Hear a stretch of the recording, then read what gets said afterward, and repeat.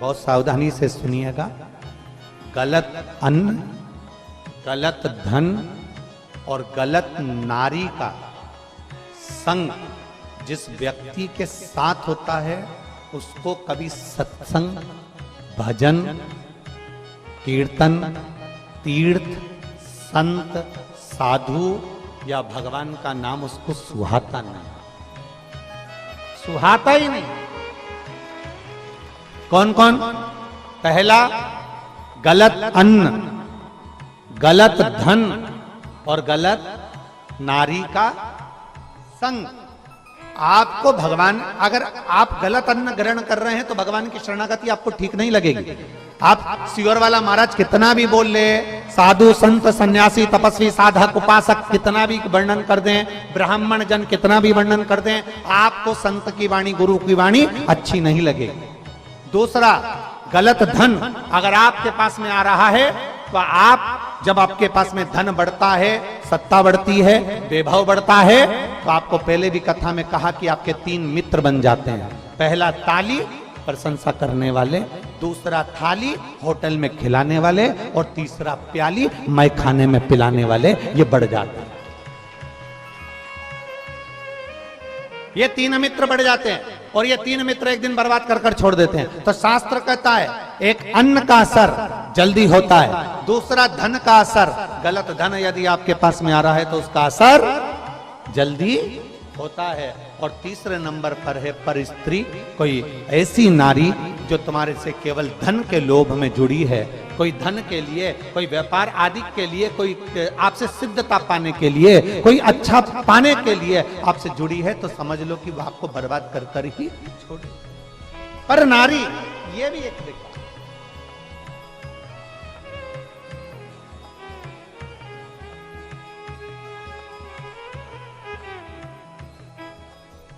कई लोगों को राम मंदिर में, अयोध्या में राम जी विराजमान हुए, कई लोगों को बहुत अच्छा लगा, बहुत अच्छा। लोगों ने खूब जय घोष लगाई, खूब जय नारा लगाया, जय जय श्री राम, खूब चिल्ला। पूरे भारत में और पूरे विश्व में राम जी के अयोध्या में बैठने की जय जय घोष हुई। माननीय प्रधानमंत्री मोदी जी ने, माननीय उत्तर प्रदेश सरकार के मुख्यमंत्री माननीय योगी जी ने, और सारे साधु सन्यासी तपस्वी साधक उपासक संतों ने भगवान राम जी महाराज को वहां पर विराजमान किया। कईयों को अच्छा लगा, बहुत अच्छा, पर कई ऐसे भी थे जिनको अवध में राम जी बैठ रहे होंगे तो सुहा नहीं रहा होगा, रात की नींद गायब हो गई। कई ऐसे भी। शास्त्र कहता है 3 चीजें जिसके पास में व्यर्थ की आ गई है, समझ लेना उसको सत्संग नहीं सुहारा, उसको राम नहीं सुहारा, उसको कृष्ण नहीं सुहारा, उसको शिव नहीं सुहारा, उसको भगवान का भजन नहीं सुहारा, उसको स्मरण नहीं सुहारा। आप घर से चले अपना कल्पवास का सामान लेकर, कल्पवास का सामान लिया, लकड़ी ली, संविदा ली, अनाज लिया, अन्न लिया, टेंट लिया, सारा सामान लेकर आप प्रयागराज की पवित्र धरा पर पहुंच गए, और प्रयागराज की पवित्र धरा पर पहुंच गए, मालूम पड़े उस कल्पवास के अंतर्गत आप तो भगवान का भजन कर रहे हो, आप राम नाम जप रहे हो, आप कृष्ण नाम जप रहे हो, आप गंगा का स्नान कर रहे हो, त्रिवेणी संगम में जा रहे हो, दीपदान कर रहे हो, भगवान के विरल भक्ति को धारण कर रहे हो। 1 महीने के लिए आप भगवान का भजन करने के लिए आए हो, 1 महीने के लिए आप प्रयागराज की पवित्र भूमि पर विराजमान हो, शिव नाम, राम नाम, कृष्ण नाम आप जप रहे हो, पर 1 महीने के अंदर 1 दिन, 2 दिन, 3 दिन हमारी वाणी का आपको थोड़ा बुरा लग सकता है। जितने लोग यहाँ बैठे हैं, हो सकता है बुरा लग जाए, तो आप टेंशन मत लेना, लग जाए तो अगली बार मत बुलाना, उसमें कोई चिंता का विषय नहीं। 1 महीने के लिए हम कल्पवास करने के लिए आए, 1 महीने हम यहाँ रहने के लिए आए, 1 महीने के लिए त्रिवेणी संगम पर आए, 1 महीने के लिए अन्न का सामग्री। शंभु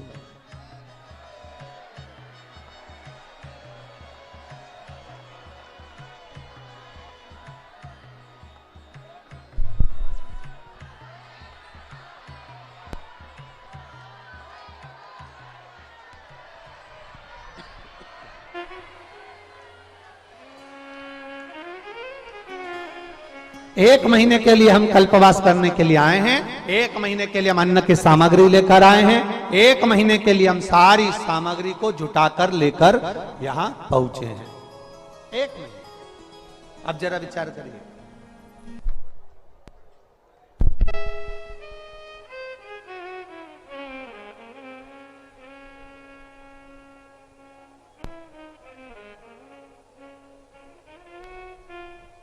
एक महीने की पूरी सामग्री, 1 महीने का पूरा सामान लेकर हम यहां पहुंचे। थोड़ा ध्यान देना, आपसे पूछ रहे हैं क्या पूरा 1 महीना में 2 या 3 दिन, 4 दिन, 1 दिन, 1 घंटा, आधा घंटा, 15 मिनट, 20 मिनट, पूरे महीने में 1-2 दिन ऐसे निकलते हैं जो 1-2 दिन हमारा मन कल्पवास में हम रह जरूर रहे होते हैं, पर उस महीने भर में से 2 दिन ऐसे निकलते हैं जिसमें हम भगवान से अपने दिल को जोड़ नहीं पाते। पूरे महीने आप कल्पवास कर रहे हैं, आप रह रहे हैं, आप गंगा त्रिवेणी का स्नान कर रहे हैं, आप राम नाम, कृष्ण नाम, शिव नाम जप रहे हैं, आप साबुन का त्याग कर दिए, आपने बहुत सारी वस्तुओं का त्याग कर दिया, आपने पलंग का त्याग कर दिया, आप जमीन का शयन कर रहे हैं, भूमि का शयन कर रहे हैं, आप कल्पवास का निवास कर रहे हैं, पर उस पूरे महीने में 1 या 2 दिन, 3 दिन ऐसे निकलते हैं जिस 3 दिन में हमारा चित्त, हमारा मन, हमारा दिल भगवान से थोड़ा सा दूर हो जाता है। हम घबराते हैं, मैं यहाँ तो भजन करने आई थी, मैं यहाँ कथा सुनने आई थी, मैं तो यहाँ प्रयागराज की धरा पर शिव महापुराण की 2 दिवसीय कथा सुनने आई थी, ऊपर से मुझे धूप सता रही है, ऊपर से मालूम पड़े मुझे भूख भी लग रही है, ऊपर से मुझे प्यास भी लग रही है। अर्थात कब तक सताएगी, कब तक सता रही होगी? जब आपके भीतर आपको 2 दिन 3 दिन ऐसा लगेगा कि मेरा मन भगवान में नहीं लग रहा, आप बेचैन होंगे, तब आपको लगना चाहिए कि मैंने पूर्व में कोई अन्न ऐसा ग्रहण करा होगा, मैंने पूर्व में मेरे पास ऐसा कोई धन आया होगा जिस धन का उपयोग मैंने करा होगा, इसलिए 2 या 3 दिन मेरा कल्पवास में मन नहीं लगा, मेरा कथा में मन नहीं लगा, मेरा सत्संग में मन नहीं लगा, मैंने कोई धन या अन्न ऐसा ग्रहण कर लिया हो जिसका मुझे इसका फल मुझे प्राप्त नहीं हो रहा। पर धीरे धीरे धीरे धीरे धीरे धीरे आपका मन जब भगवान की कथा में रम जाए, लगने लगे कि हाँ मुझे कथा का रसतत्व ग्रहण करना है, 2 दिन मुझे कथा का। यहाँ एक बहन बैठी है जिसने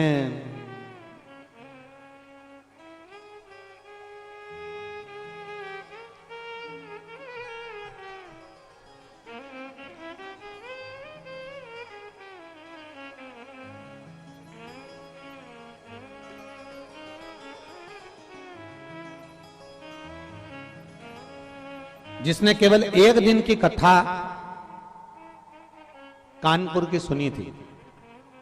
अन्नू तिवारी, मैं अन्नू तिवारी पति चंद्रकांता तिवारी, बर्रा 2 कानपुर की निवासी हूं। कहीं बैठी हैं? आप ही हैं? हाथ हिला दो एक बार ऐसे।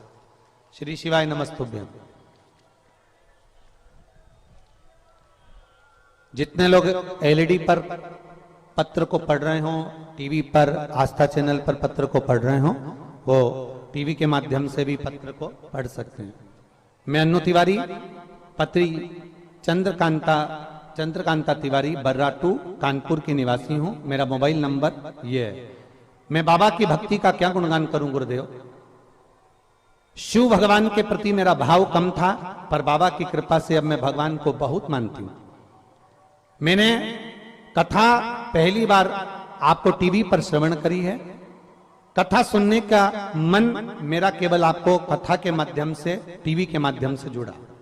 जब आप कानपुर में कथा करने आए तब पहली बार आपकी कथा सुनी थी, वो भी केवल एक सुनने का कारण इतना सा था, जिसके मुंह से सुनी थी उसने एक ही बात कही थी कि कहीं पंडाल में बैठकर कथा श्रवण करी जाती है, जो मांगा जाता है बाबा वो देता है। गुरुदेव, मेरी एक बीमारी ऐसी थी जिसके कारणवश मेरे को चक्कर आ जाते थे और सर्वाइकल के कारणवश मुझे तकलीफ बनी रहती थी। मैंने सोचा कि पहली बार मैं कानपुर में कथा हो रही है, सब कहते हैं कि एक दिन की भी अगर शिव पुराण तुम्हें सुनने को मिले तो सुनना, उसका फायदा, उसका लाभ मिलता है। मैंने कानपुर की शिव महापुराण की कथा केवल एक दिन की श्रवण करी गुरुदेव, और आज बाबा को धन्यवाद देने का मौका पूज्य गुरुदेव सतुआ बाबा ने दिया है, जिनके इस पावन प्रांगण में बैठकर मैं यहां अपने हृदय से कह सकती हूं आज मेरी पूरी बीमारी समाप्त हो चुकी है, और मैं बाबा को यहां धन्यवाद देने के लिए। अब ठीक है बाबू, एक बार हाथ हिला दो। श्री शिवाय नमस्तुभ्यम। एक पत्र और है, बड़ा सुंदर लिखा।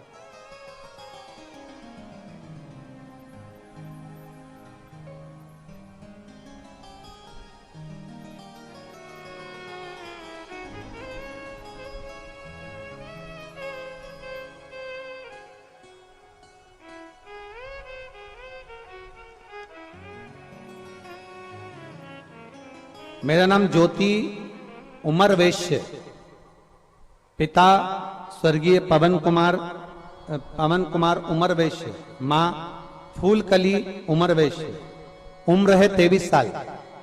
कहीं बैठी हो तो हाथ हिला सकती हैं। आप ही हैं बेटा?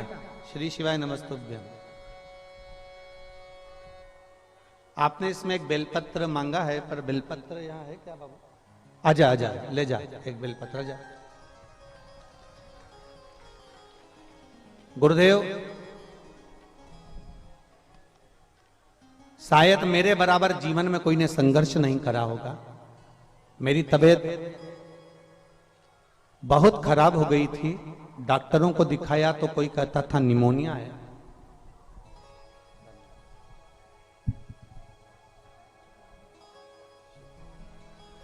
कोई कहता था निमोनिया है, कोई कहता था टीबी है। बीमारी का पता नहीं पड़ा। तब लखनऊ के हॉस्पिटलों में दिखाया, अल्ट्रासाउंड कराया तो मालूम पड़ा कि मेरे चेस्ट में दाईं तरफ गठान हो गई है। उस गठान का मालूम पड़ा तो उस गठान के फेफड़े में पानी भर चुका था और वहां एक गठान थी। गठान का मालूम पड़ते ही तब हमारा इलाज चालू हुआ, और वो गठान साधारण नहीं है, कैंसर की गठान है। गुरुदेव, कैंसर जैसी बड़ी बीमारी की गठान सुनकर आंखों से आंसू बह गया। मेरा वो बीमारी के कारणवश एक तरफ पूर्ण तरह से मुझे तकलीफ होने लगी, और डॉक्टर ने बोला कि इसकी जो गठान है वो पूरे शरीर में कैंसर की गठान का पस फैल चुका है, जिसके कारणवश ये 2 या 3 दिन की जीवित रहेगी, क्योंकि इसका कैंसर 4th पर पहुंच चुका है। इसका बचना बहुत मुश्किल है। मगर मेरे भोले बाबा तो भोले बाबा हैं गुरुदेव। मैं क्या वर्णन करूं? टीवी पर आपकी कथा सुनकर मुझे बल मिला। मैं बिस्तर पर लेटी लेटी कथा सुनती थी, तब मेरी मम्मी ने 1 लोटा जल शिवजी को चढ़ाना प्रारंभ करा और बाबा का पशुपतिनाथ का व्रत किया। महाराज, मैं बाबा का क्या वर्णन करूं? 10 महीने 20 दिसंबर तक मैं फेफड़े में पानी भराता रहता था और मेरा कैंसर मुझे तकलीफ देता रहता था। पर जिस दिन से मैंने बेलपत्र खाना प्रारंभ करी और शिवजी पे चढ़ा हुआ जल पीना प्रारंभ करा, श्री शिवाय नमस्तुभ्यम का जाप करना प्रारंभ करा, आज मैं पूर्ण तरह से सुखी होकर मेरा कैंसर भी समाप्त हुआ और मेरा फेफड़े में पानी भरना भी समाप्त हुआ। मैं बाबा को यहाँ प्रणाम करने आया।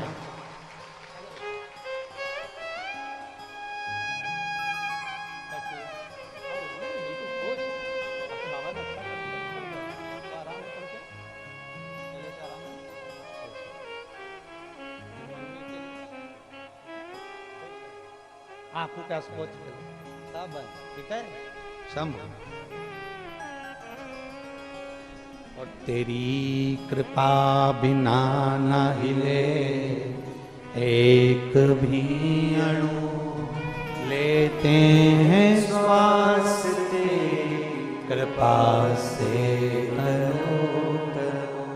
हे गंगाधार मुक्ति द्वार ओमकार तू, बोले ओमकार तू, आयो शरण तिहार शंभु तार।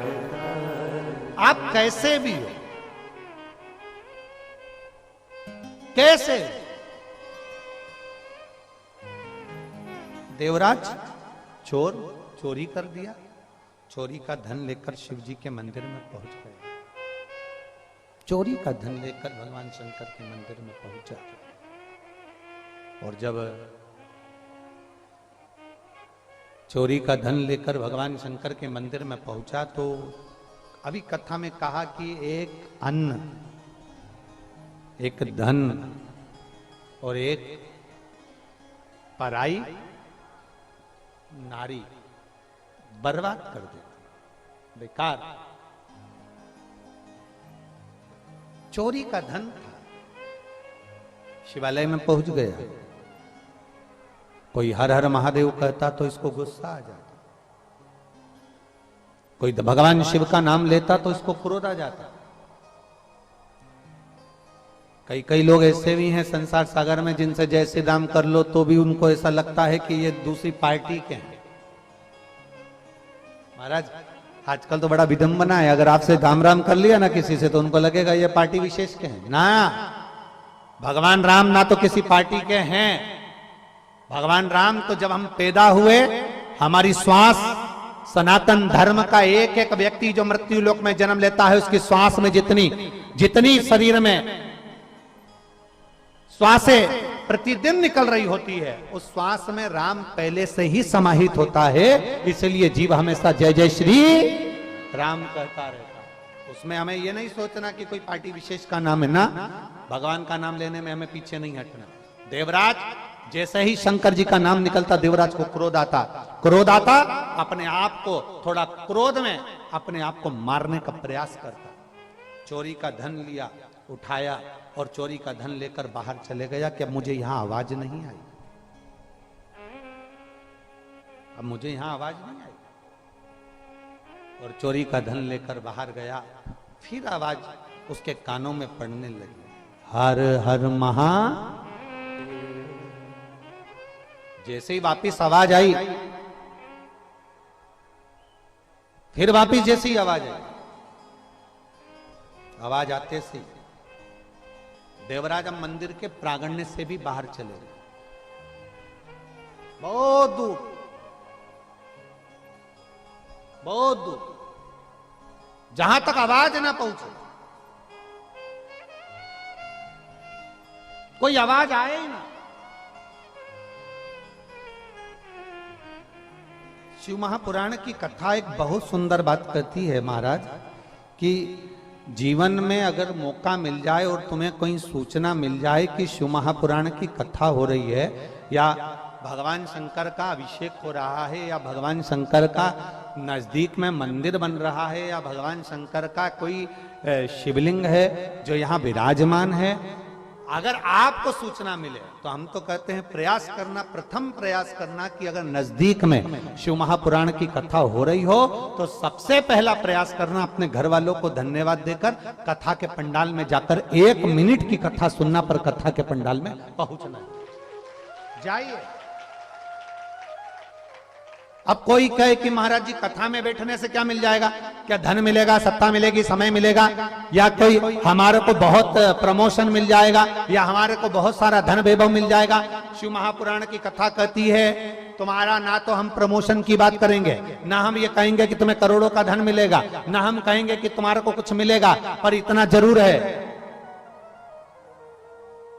अंतिम समय जब प्राण छूट रहे हों, कोई ऐसी घटना घट गई हो और प्राण छूट रहे हों और अंतिम समय में जब आईसीयू में पड़े होगे या वेंटिलेटर पर पड़े होगे, जैसे उस बेटी ने पत्र में लिखा कि मेरा तो सब कुछ चले गया था और सब समाप्त हो गया था, पर मेरा विश्वास शिव ने जीवित रखा, शंकर ने जीवित रखा।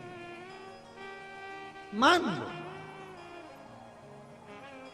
कोई साथ नहीं दे, धन वैभव सत्ता सब अपनी जगह पर, अकेले आईसीयू में पड़े हुए हो, वेंटिलेटर पर पड़े हो, तब तुमको जब अकेले पड़े हुए हो और अंतिम सांसें चल रही हो और तुमसे कोई केले गुलाब जामुन खा, अरे बोलो तो प्रयाग वाली जीजियो, गुलाब जामुन अच्छी लगेगी, जम के बोलो जरा, इधर वाले भी लगेगी अच्छी। अब तुमसे कोई कहे ले पालक पनीर की सब्जी खा लो, अब मर रहे हो, प्राण छूट रहे हैं, अच्छी लगेगी? नहीं। कोई तुमसे कहे देखो तुम्हारी मौसी जी ने व्हाट्सएप पे मैसेज भेजा है, कितना अच्छा मैसेज है, पढ़ तो लो, अच्छा लगेगा? कोई तुमसे कह दे मैं सामने टीवी चला देती हूं, कोई नाटक कोई सीरियल देख लो, मर रहे हो, प्राण छूट रहा है, अंतिम क्षण, वेंटिलेटर पर पड़े, आईसीयू में पड़े हो, आखिरी श्वास चल रही है, और कोई तुमसे कहे मैं टीवी चला देती हूं, लो नाटक देख लो, सीरियल देख लो, अच्छा लगेगा? नहीं। उस समय पर ना लड्डू, ना पेड़ा, ना गुलाब जामुन, ना इमरती, ना भजिया, ना पकोड़ा, ना दही बड़ा, कुछ भी अच्छा नहीं लगेगा। और लोग भगवान से प्रार्थना करेंगे तो केवल एक प्रार्थना करेंगे, भगवान ऐसी कृपा कर दो इनकी थोड़ी सी उम्र आज से आरंभ हुई करेंगे। श्री शिवाय नमस्तुभ्यं हर हर महादेव। अब भगवान क्या कहेंगे? तुमने अगर मेरी कथा को समय दिया होता, 3 घंटा मेरी कथा को दिया है और 2 दिन का मिला लो तो कितने घंटे हो गए? अब ये 6 घंटे तो हमारी भाषा में देखा जाए तो आधा घंटा तो आशीष ले जाए, बचा कितना? नहीं, दोनों का मिला के 2 दिन का 5 घंटा। अब 5 घंटे में से हम कह रहे हैं ये 5 घंटा है, पर इसके अलावा का समय निकालिए। 1 बजे कथा चालू हो रही है, आप यहां पंडाल में कितने बजे आ गए? रात भर से हैं? पूरी रात से? गजब है री, पक्का है।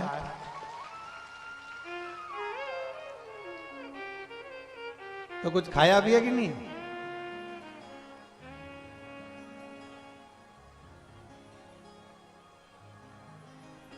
बोल बम का नारा है और बाबा है।